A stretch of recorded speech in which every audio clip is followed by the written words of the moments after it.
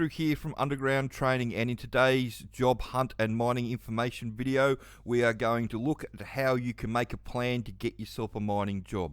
So let's just jump over. So the one place that's you're going to make this happen in the industry at the moment is in the gold side of things. Gold's made another record high in Australian dollars, so it's well above $5,400 an ounce Australian. So if you go down to the Perth Mint, it's actually going to cost you over 5,500 Australian to buy an ounce of gold. So at that price, it's it's a really good price, and that's going to underpin the gold mining industry for the next 5, 10, 15 years. The other thing that's going to underpin this gold mining industry is the fact that they've changed the rules to gold with how it's viewed in the as a financial asset. Google Basel III Gold, you'll see how they've changed it to a tier 1 asset, and what that basically means is the shift means that there's a lot of increased support for buying physical gold from the central banks around the world, and that's what's driving demand, and that's what's going to put a floor under gold, and that's why you should be looking at your gold mines for your 5, 10, 15-year career moving forward. So there's lots of mines all over the country. You can see this on our map here. This is all the gold and copper mines around the country loaded up. Copper's doing really well at the moment, so you can look at the copper mines. It's around $15,000 a tonne Australian at the moment. So these are all the gold and copper mines loaded up, and often gold runs with copper and copper runs with gold. So often if you're on a copper mine, there's a little bit of gold coming out, and if you're on a gold mine, there may be a little bit of copper or a little bit of silver coming out as well.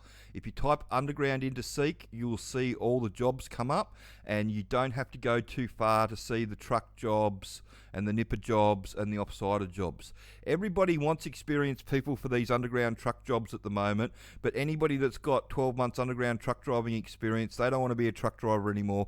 They want to be service crew or pace crew. Everybody's looking at the job above them. Nobody's looking sideways at the moment.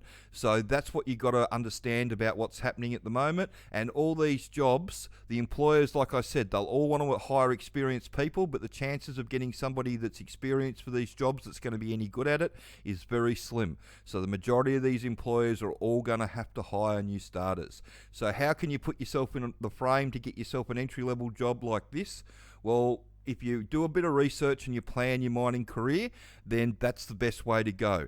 First thing off is that you need to do some research in the industry and work out where you're going to apply. So work that out. So that's the gold mines and the copper mines around the country. But the other thing that you need to work out is whether you actually want to do this or not. So unfortunately, over my mining career, I've come across this a hell of a lot of times. After 3 days, the person comes up to you, or 3 weeks, and they come up to you and say, this isn't what I thought it was going to be, I want to go home. It happens a hell of a lot, unfortunately, guys. It's just one of those things that you can't do much about. If you don't know what you're getting yourself into, you leave yourself exposed to this happening to you. How can you work out whether this is what you want to get yourself into? Learn the job. That's the easiest way to do that.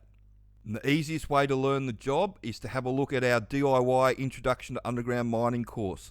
It's got all the information in here that the employers want you to know for the nipper job, the truck job, the offsider job, service crew, ADGI, all of it. Employers want you to be able to have a basic conversation with them in the interview. Teaching you how to drive the truck's not hard. They'll spend 100 hours teaching you how to drive their truck their way. That's not the issue. The issue has always been teaching you enough about how the mine works so they can leave you alone and you can be a productive member of crew by yourself. The longer that takes, the more they ramp the pressure up and the more people they go through.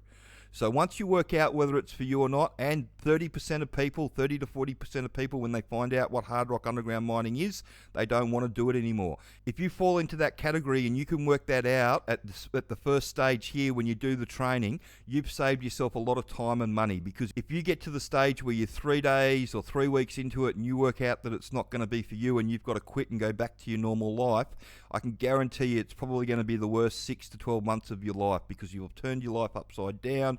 You'll have spent a whole heap of money trying to make it happen. You will have experienced the huge failure of it not happening, and then you'll have to put your life back together again. If you can work out before you even start whether you want to do it or not, it gives you a huge advantage over everybody else. And once you work out that you want to do it, you've got to identify the areas that are booming. So that's the gold and copper mines that are booming at the moment. So we've identified them. and then you need to work out what qualifications that you need. And so a lot of people go out and spend a lot of money on a whole heap of equipment tickets that the employers can't use for these hard rock underground roles. All the employers have to issue their own on-site equipment tickets or on-site procedures. Nobody can import an equipment ticket onto their site. It just doesn't work like that. The other thing is the S11 that they try and pump around the country, that's only for coal and only for Queensland. The 3-day haul truck tickets that they do around the country as well, it's not going to help you get a mining job. Like I said, they'll spend 100 hours teaching you how to drive their truck their way. They do site-specific inductions, and it's such a pain in the ass that even if you move sites within the same company, when you go to the new site, you have to redo everything on the new site you go to. It's a huge pain in the ass, but that's just the way the industry works, and it's made the industry a lot safer in the time that I've been involved in it. So what are your career aspirations? So how long are you going to be in it for? 5, 10, 15 years? What's the goal? To pay the house off? It's a perfectly achievable goal to get into the industry and set yourself up for a 10 to 15 year tilt at it, especially on an even time roster. That's the best way to go, and you should be able to pay your house off within the 10 to 15 years. And if you can set yourself up where you're paying your house off in that 10 to 15 years and you get in when you're 25 or 30, that means that you'll set yourself up by the time you're 40 to 45 and you can go and do something else if you want to. Equally, if you're in your early 40s and you want to pay the house off, you can do the same thing. You can jump in your early 40s or 50s or even 60s you can jump in at, and you can pay some of the house off or top the super up or do whatever you want to do to get some cash flow going.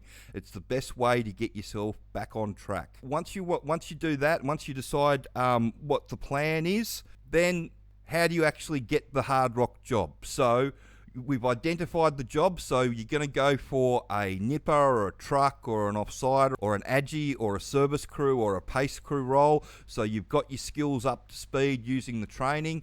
So we've got the DIY package or the 3-step plan package or the Workready package, depending on how much support you want. So you've got your skill level up, and then you know what the employers want. You can actually hold a conversation with them. When you can hold a conversation with the employer about how their mine works, it puts you 6 to 8 weeks ahead of everybody else. Understanding the hiring process, we go into all that with the training. So we teach you about how all that works and what's going to happen with that.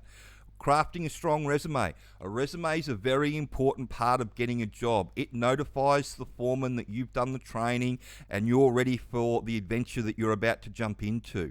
If you rely 100% on just doing a resume and that's the only thing getting you a job, then I don't understand how the foreman's supposed to pick your resume out of the other 10,000 resumes that they get. If you don't have anything on that resume that's going to speak to them that you've got some knowledge about mining, how are they going to pick it up in the first place? That's the most frustrating thing that I have with the resume writers around the country that are selling mining friendly resumes. All they're doing is taking a stock standard resume, telling you that it's ATS compliant, but it's not any different than the other 10,000 that they produce every year. So how is the foreman going to look at that resume and go, yes, I can use that person? We put the training on the front page of your resume so the foreman will look at it and go, yep, that person's done the training. And I'm yet to meet a foreman that doesn't want to talk to somebody that's done the training, because it only takes 5 minutes to work out whether you've studied or not. And if you studied, woohoo, they've probably got somebody that's going to work out. But if you haven't studied, all they've done is wasted 5 minutes and they move on to the next person. So you need to prepare for the interview. That's what's the good thing about the Workready package is that we do full interview prep with the shift boss, but there is interview prep in the Hard Rock Underground, the DIY section. We go into how to prep yourself. If you want to prep yourself by yourself, you can do that. And last thing is to maximize your job search. Cast the widest net. You need to be applying for all these jobs, even the ones that ask for experience. So there's one that's an entry-level nipper, so you'd apply for that. But there's a couple around that they want experienced truck drivers, so experienced nippers. So if you've done the training, we'd get you to apply for that job.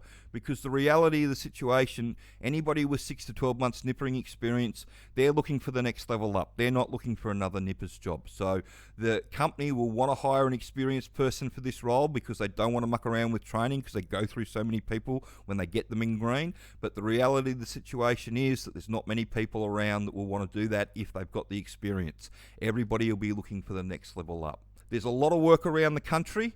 The best way into the industry is to educate yourself. You can do that using the training that we've got. It teaches you everything that the mine owner wants you to know. You can have a look in more detail at the training. These open up into PDFs and you can go through what you actually learn in the training if you want to. But you can also jump over to our Wall of Fame page to see all the people that have gotten themselves jobs. So there's a whole heap of people that have gotten themselves jobs. There's a few more to go on to this one. Aaron got himself a job with Redpath in South Australia, and Kami got herself a job with Northern Star, and there's a few other people that need to go up there as well, so I'll update all that. But you get the idea. If you can show the employer that you know how the mine works, then you've got something to offer them. You need to be searching for the area of the industry that's actually booming, that needs bums in seats. That's hard rock underground.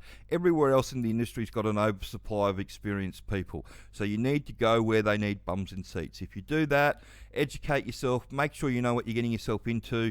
That's how you're going to get yourself your mining job. So make your plan. If you want to talk to somebody about making a plan, feel free to give me a call. Phone number's at the end of the video. If you want to check out the training's at undergroundtraining.com.au. Like I said, if you want to talk to somebody, feel free to give me a call. More than happy to discuss a plan to get you into the mining industry.